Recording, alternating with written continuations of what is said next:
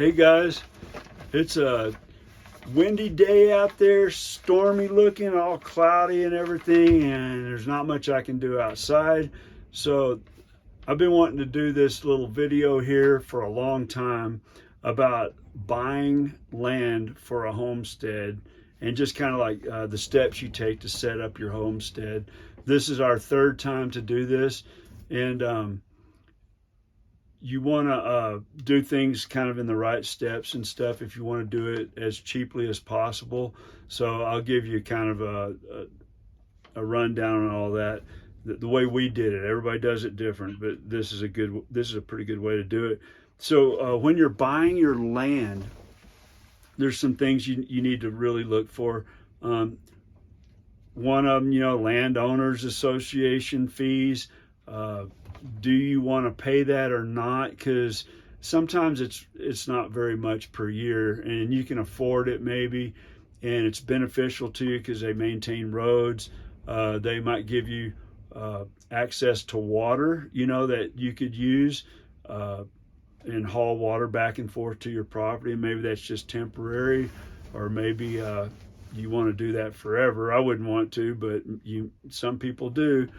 So that's something that you could consider. Now, one of the things that I would highly recommend, the size of parcel to get, I would go at a minimum of 10 acres. So we're on 40 acres right now, and it's nice, but then you're on 40, you want 100. It's like you always want more, of course, but the last two properties that I was on was 10 acres, and that was pretty nice. It's pretty good. You can definitely get a little room in between everybody, and your neighbors are a lot nicer to you and everything when you get a little room away. But if you get, on a little 2-acre parcels or smaller, that kind of thing, 5 acres you could probably deal with, but you get too small and your neighbors are still just right there. You go outside and they can see everything you're doing. And one of the reasons you want to do this homesteading thing is to get away from people. You want to get out of the city, or you want to get away from maybe it's just a big town or whatever, but there's a lot of people around you and stuff, and you want that privacy. You want to be able to get out and walk around on your property without people looking at every move you make. So 10-acre minimum, and you got to look at the dirt roads maybe to get out to your property. A lot of times you got dirt roads, so you have some that will be maintained by the county, and those they keep, they upkeep pretty good, where you don't beat your car to death. And depending on the county, it depends on how well they maintain them and all. But some of them they don't maintain at all, and you get way out on one of those dirt roads, you're going to beat your car up pretty bad. But not too many people want to move out there. The property value is a lot cheaper, and that's a good way to get affordable property. And when you get when you're looking at affordable property, I'm talking, when I say affordable, like right now in today's, let's just say you want 40 acres. In some areas you can get it for $25,000 to, between $25,000 and $45,000 for 45 acres or 40 acres. But to get that affordable type land, you are going to have to be out away from the nearest town. So that's more than likely, it's going to be something like a half hour to a 45-minute drive. The closer you get to town, the higher the cost of the land's going to be. And also, if the town's building out, people are going to it's going to get more and more populated out where you buy, which the value of your land is going to go up, but that might not be what you want. Like us, we don't really care about that so much, as we just want our privacy. And one of the things too that you want to watch out for is you got to buy land where you can get to water. So preferably drill a well. And what you do is you can call up, you go out there. If you talk to property owners around your area, you know, when you're looking at property, you might stop by if somebody's out walking around. Hey, what's going on? You know, and just ask them how deep the wells are in this area. And then another way, though, is to call up the well drilling companies and talk to somebody there, you know, one of the drillers or the head guy there, that sales guy or whatever. He'll know. If you give them a parcel number in that area, right around that parcel number, they've probably drilled wells before, and they know about the well depth. And anything like at 500 feet or so and under is not a huge cost. You know, you're talking under 35,000. I know that's a lot of money, but you can get it under that. Like we just did one for 27,000, and that's with the pump, and you know, it's all cased with the pump and with the controller and all that, where you can hook a generator up to it and start pumping water out of the well. So water is a big deal. You might get a great price, and you go to drill a well, you know, and they're saying, well, the well depth out there is, you know, like 900 feet, and there's no guarantee we'll even find water. And so now you buy this property, you got all these dreams of living there, and your dream just got crushed, you know. So water's a big deal. Make sure you can get water. And another thing is the climate. You want to make sure you're look at in that area what the hardy zone is for gardening. You don't want to go any lower than about a 7 and higher or warmer. You know, you want it to be at 7 or warmer. If you go lower than that, you're going to have a real short growing season. You'll definitely have to have a greenhouse. You can still do it, you know, and some people love that colder climate, and also, and it may be beautiful country in the mountains where you just, you know, you got to have it. Well, you can do a greenhouse and all that, so you can still do it, but I definitely recommend 7 or higher. And if you're going off grid, you know, a lot of people now are doing the off grid thing where you're out the raw land, there's no power lines anywhere around, and the land's real affordable that way too. And don't be afraid to do that, man. Off grid's the way to go, because the power company can't raise your rates. You're not going to have any of these power outages, blackouts, or anything. You're not getting power from them. You make your own power. Super easy. But when you do that, make sure where you're going to build your house, you've got access to the sun, you know, the southern sun and everything. Make sure that there's no mountains obscuring the big tall trees. You know, the sun comes up in the east and goes down in the west, and so if there are a mountain range or trees to the side, you can still do it. It just shortens your hours of charging, you know. And now with the lithium batteries out there, which is a must, don't even think about getting lead acid. Definitely get lithium batteries. They charge a lot quicker, a lot easier. You don't need near as much sunlight. So that's, oh man, what a difference it is when you get your lithium batteries, you know, over those lead acid batteries. And your solar system, you know, you could do it yourself for under $15,000. That's with batteries and everything. So you know, you go to these companies, they'll put together a kit for you. They'll put the kit together and show it to you, and help you through the build process and everything. Do it all yourself, buy your own batteries, and way cheaper. If you have them come out and do everything for you, you're talking $35,000 to $45,000, man. I mean, it's expensive. It's quite a bit of work, but it's not hard to do, and it actually goes pretty quick. So I'd highly recommend doing that yourself. Another thing is the wind. You know, you can check that area. you can Google it, what the average winds are in that area, and see how that compares to where you live and all that, because winds can drive you nuts if it's a real windy zone. It's just one of those irritating things. You go out and it's wind's always howling, and just wears you down.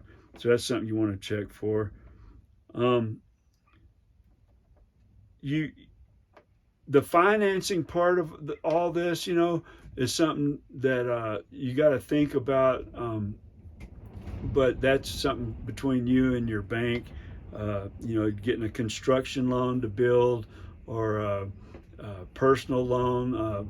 So when you go out to buy your property, the best way, man, is if you already have your home and you sell your home, you get money from that sale. Use that money and buy the land with cash. So try to leave the bank out of it. If you can, leave that bank out of it, because cash is, everybody loves that, and you can even talk them down more on the price of the land a lot of times if you have cash.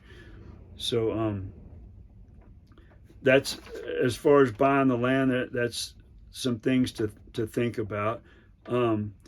Now, when if you don't want to go off grid and you do want power lines to your house, well, that a big cost could be running the power lines out to where your house is going to be. So you want to definitely find out about what that's going to cost. You get with the power company and see what they're going to charge for that amount of footage, of line and everything out to your house. And then sometimes you can do a lot of the work yourself and save money if you want to go underground and all that.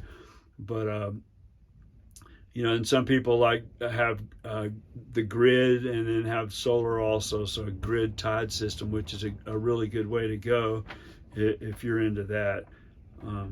Personally, I like being off grid.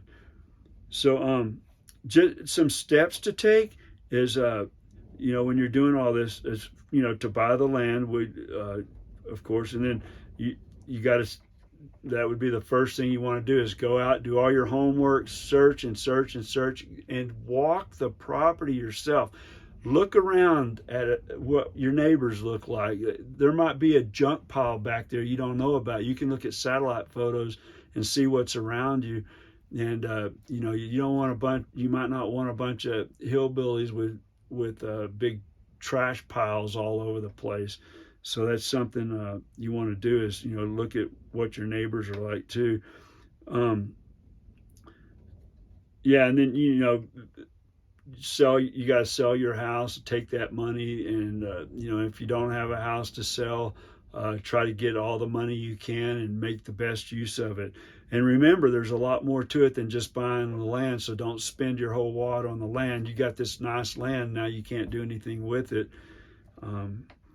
So then the best way to do it is, when you make your move over to your new land, don't rent a house in that area. Get yourself a cheap RV or a little trailer that's going to be there temporary till you can get your house built. So move from the house you sold, or from the house that you're moving out of, or whatever, where you're at, and move straight over to your land. It's actually, this is really fun, I think. And some women like it, some women don't. And it could be the same for guys too. Some guys like it, some don't. But you're living pretty rough, and so you got to be tough. It's camping style, and it's quite a bit of work and all, but it's, at the same time, it's pretty fun. So you want to get a cheap RV or trailer, and then storage. You got to have storage, because you're going to move all your stuff over, so you can get the storage containers, shipping containers, and have those delivered on your property. Make sure you get those set up right where you want them, because if you buy them, and you want to keep them, get them all set up the way you want them. You can you can level them off. You can do it yourself with a big hydraulic floor jack and put bricks underneath to keep it nice and level and everything. And then move all your stuff into there. Do all the moving yourself too. Go out and rent a big U-Haul truck, and you might have to make 2 or 3 runs. Try to do all that yourself. You'll save a ton of money that way. And then once you get all your stuff out there, you're gonna start your build. One of the first things you want to do, you kind of want to do a sketch of your plot plan, where the house is going to be, where the septic system is going to be. Go out and do some dowsing for your well. I've got a video on dowsing, which it's a pretty good video to show how you can do it yourself. Or in some areas, it's not really necessary because the aquifer is so consistent in that area. It probably won't help anyway. I like doing the aquifer is really good here, but I wanted to do my own dowsing and pick a spot, and it seemed to work out just fine that way. So and then what you want to do this is kind of like once you get your camper out there and you get set up. And part of getting set up is you gotta be able to get water. So a lot of places you can go, water's available somewhere, so you can ask people where you can get water, and like sometimes it's 3 cents a gallon or 5 cents a gallon, and you haul your own water.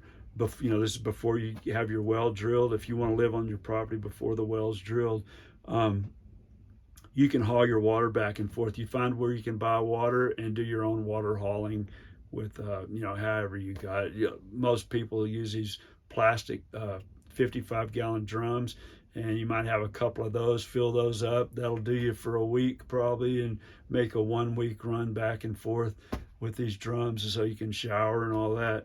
And then sometimes they'll sell the drinking water for a little more. You can buy bottled water for drinking. And then for going to the bathroom, your RV and stuff's not, you don't want to run that back and forth having it dumped, so don't use the black tank. You can use you can use your shower and for gray water and your sink and all that, and just let it run out on the ground and do a little trench out away from your RV and where it kind of just flows out into an area and sinks into the ground. And for going number 2, when you got to poop, you can rent a porta potty. That's a good way to do it, to rent a porta potty. They're pretty cheap, but you can use 5-gallon buckets. You can buy the little toilet seats for 5-gallon, those plastic 5-gallon buckets like you get at Home Depot and stuff. And you can poop in those. You put a baggie in there. They make special baggies for them. Poop in there, throw a little sawdust on it, let it go for a few days, and bag that up, throw it in your garbage. Once your garbage piles up, then take it to the dump. Or if you got a dumpster, that you're renting, your monthly fee for your dumpster, for your trash pickup and all that, just throw it in that. And then once you get your septic system, so you want to get with the well drillers immediately. That's one of the first things you want to do, because there might be a long line of waiting. You might have to wait a year sometimes. So once you get with those guys and you put your money down, keep bugging them, call them and tell them that you're hauling water and you need your well right away. Where am I at on the list now? And you got to, it seems like the more noise you make, the quicker they'll get out there and get it done. And so that, and then your septic system too. You want to get that septic system done. So, you call up people that do septic systems. And so what I've always done is they'll come out and do the perk test, and it's a percolation to see how well the water percolates down into the soil, so they know what type of system to design and all that. And then they'll design a system, and then those guys that do those septic systems can, if you want, the way we did it to save money, is have them come out, do the trenches, and They can also do set the tank for you, and then like the line coming into the tank, a little short line coming into the tank, a little short line coming out of the tank with a distribution box. They can put that in, and then they leave. You're done with them. You pay them for just doing that. So they've done your trenches for your, make sure they do the trenches for your septic lines and all that. And now you can do the rest. You can order the rock to put in there, the gravel, whatever they use on their systems in that area.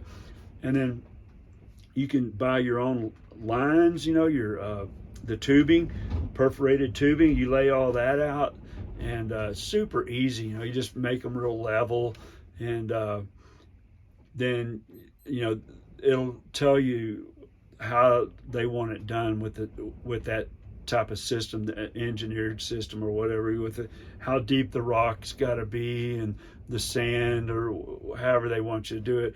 And you do it like that, and you call the inspector to come out and check it as you go along. Once you get all your pipe down there, that you come out and check it, and then you backfill it. You'll push all the dirt back in yourself, and that saves you a lot of money. So once you get your septic and you get the well done, you know where the well is going to be anyway. You can do your plot plan, because you want, on your plot plan also you got to have your house, showing that on the plot plan. So do your the house plans. That's a lot of fun. I've always left that to my wife, let her handle the house, the floor plan and all that. But you can save a lot of money if you want to keep that house plan simple, just a simple rectangle, 1 story, not a 2-story. A 2-story is good, I guess, for younger people, but younger people hopefully grow old, and by the time you're probably in your 50s, depending on how much you've abused your body and all, it's not going to feel very good going up and down stairs with your knees that are all wore out. And you got to be real careful that you don't stumble down and fall down the stairs. Stairs are a pain. I wouldn't do it. You'll regret it as you get older if you do a 2-story home. So I'd stick with the 1-story and keep the floor plan real simple to make it cheap. There's a lot of other things that you got to think about too, how you're going to heat it, and it goes on and on. Yeah, and make sure on the house plans, I'm reading off this list here I got, so I don't forget a bunch of stuff, that you try to stay under budget all the time, because it's always going to go higher than you think. So stay under budget, always think under budget. Now, I wouldn't underspend too much on windows and doors, that kind of thing. If you get good quality, it's going to last you forever. You get cheap stuff, you'll probably regret it, because you're going to have to replace them, and you're not going to be very happy with cheap stuff like that. And when you get to the building your house, make sure you get someone in the area with a good reputation. You can usually find somebody that knows them, or reviews that you can read or something, but be very careful with reviews too. But if you could talk to somebody personally, that's the best way. Get somebody that's got a good reputation and he's lived in that area for a while, and he doesn't, because you hear those nightmare stories about some of these builders, man. They screw up everything and then just leave on you, take your money and run, and there it goes. So once you find a good builder, you can be the owner builder. So you're in charge of everything. He's actually doing the work, but you can you can get the materials. You get a material list maybe from the builder, and then you're responsible for getting the materials out to the job site. That they'll deliver. You just go out and get bids from different people and find the bid that you're most comfortable with and get them to come out and deliver it. and then you call up your builder and say, hey, materials are here, get out here and you get going, you know, and then he can just bring his tools and get to work, save you money there. Because if you call up a company that builds houses, a lot of times what they're doing is they're calling a builder to go out, and they're making money off of that builder, and they're not doing anything but answering a phone, you know. So you want to try to get around that if you can. And when you're owner builder, you're in control. So once that builder gets it all framed up and everything, and you think you can do the rest from there, well, you know, maybe you're going to put up the siding. Maybe you want him to dry it all in. That's what we're going to do this time. He's going to come out and get us dried in. I'm going to try to help out as much as I can. And once it's all dried in, we'll be done with him. And he can move on to his next home, you know, that he wants to build or whatever he wants to do after that. And we'll take over from there and do the drywall or call somebody out to come do the drywall. But owner builder, yeah, you save a ton of money doing that.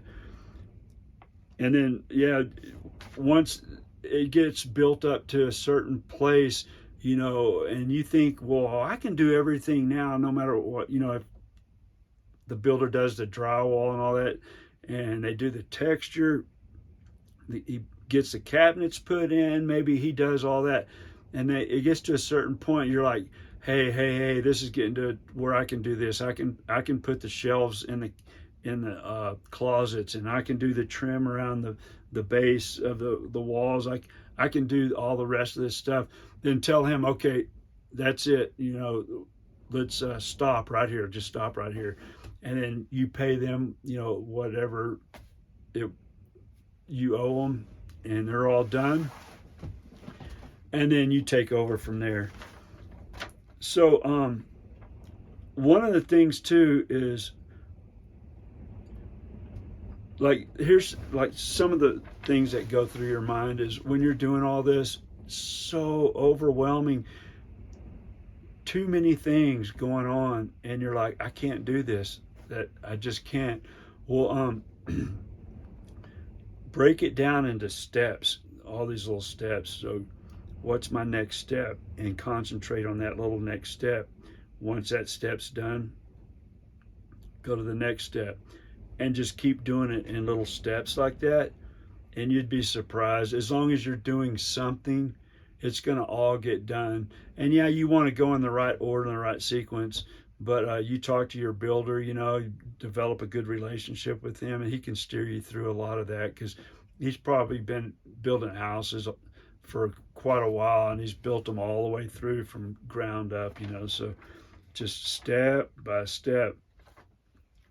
And some of the things that you know, another thing, yeah, with the RV, I didn't tell you about this. When you move your RV out there, it's like, you don't have any power, right?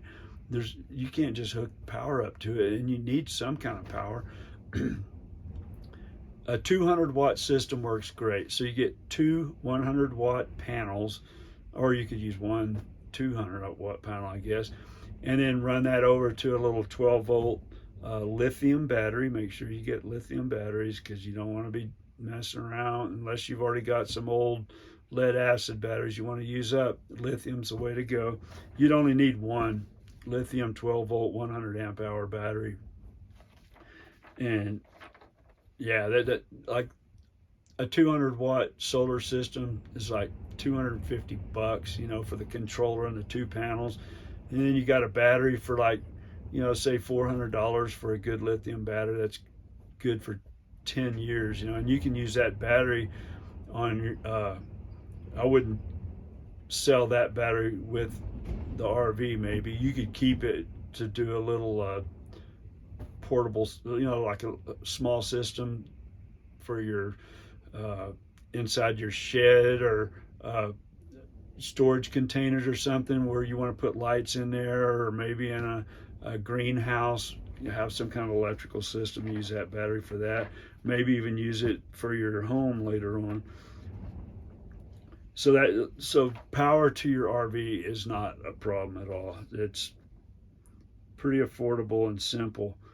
One of the things that people do, that it's a huge mistake people do, is while they're so amped up about this whole homesteading thing, you know, the growing the garden and having all the animals and all that, is before their house is built, they get so involved with homesteading, they start making all these pens. They've got a ton of animals. They got a big garden. They got so much going on that they don't have any time or any money or anything left to build their home. So now they're stuck in their RV or their trailer. They're stuck there, man. They'll never get out of that thing. And that can be discouraging. So I'd really recommend keep staying on the light side of all that homesteading activity. Sure, you want to have fun, you want to do a little bit of that, but a little gardening or whatever, and a couple of animals, but keep it light. Concentrate on your shelter, man. You got to have shelter. So you want that house built. And once that house is built or almost built, then you can start getting a little more heavy into the homesteading thing. But I've seen people making that mistake. And yeah, I think that's about it. That's about all I got here. You know, and a lot of that stuff that you can do yourself, remember, is painting and the floors, the trim, and like I said before, closets, the shelving and the closets and all that. So one of the things you look for too, you know, is your state taxes. Do they tax Social Security? Are they taxing the heck out of it via, you know, like I know California is pretty bad about taxes, and some of the other states too. And another thing, the area that you're buying your land, is it, politically speaking, is that like is that Republican or Democrat? You know, red or blue? It may not be a big deal to you, but it could be, because you're going to be meeting a lot of people, and it'd be nice. So, you know, it seems like in most areas, when you get out away from the city, most areas are Republican. You know, it's red. In the city, you get a lot of Democrats, but that's not everywhere. And but that's something to consider, because if you're in an area, you know, you're really outspoken and everything politically, and you get in an area that's, you're completely outnumbered, it might be very uncomfortable for you. So I would just definitely look into that. We actually did that. We looked into the area for that.